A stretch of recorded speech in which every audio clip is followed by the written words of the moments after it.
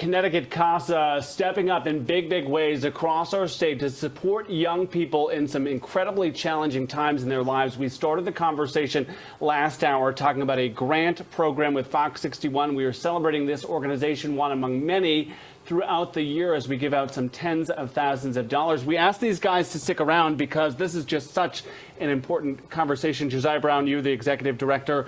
Dwayne Jackson, you are a volunteer, and we are so fortunate to have you as well.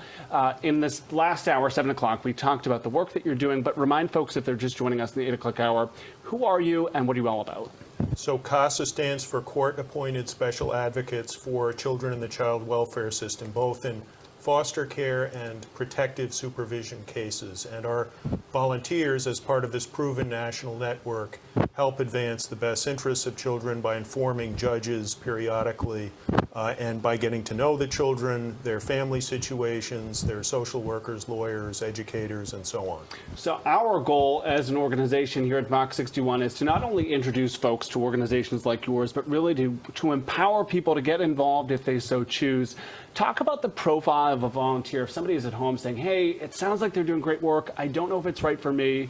Who's eligible? What does that look like? Our volunteers range in age from their 20s to their 70s. There's a 30-hour training that Dwayne could talk more about that now is done online. And then once you make the commitment to be a volunteer, it tends to be about 10 or 15 hours a month. And it's really an opportunity to make an impact on the life of a child. The children who have these advocates, on average, spend less time in the foster care system, are less likely to return to the system, and have better academic and behavioral outcomes. And Dwayne, we are just so fortunate to have you on the couch with us this morning because you are walking the walk here. And I might just continue that conversation to somebody who's watching at home saying, hey, I'm a retired veterinarian, or I'm a retired mechanic. I don't know if this is the right fit for me. You got training. So if somebody says, I don't know what to do, talk about what that training looks like.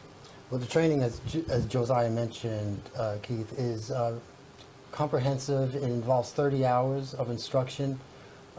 In the case of my cohort, my training was largely remote because it occurred during the onset of the COVID epidemic. So with that, our instruction was both online, where we would actually share our take on written material. Some of the material was also delivered through video. Yep.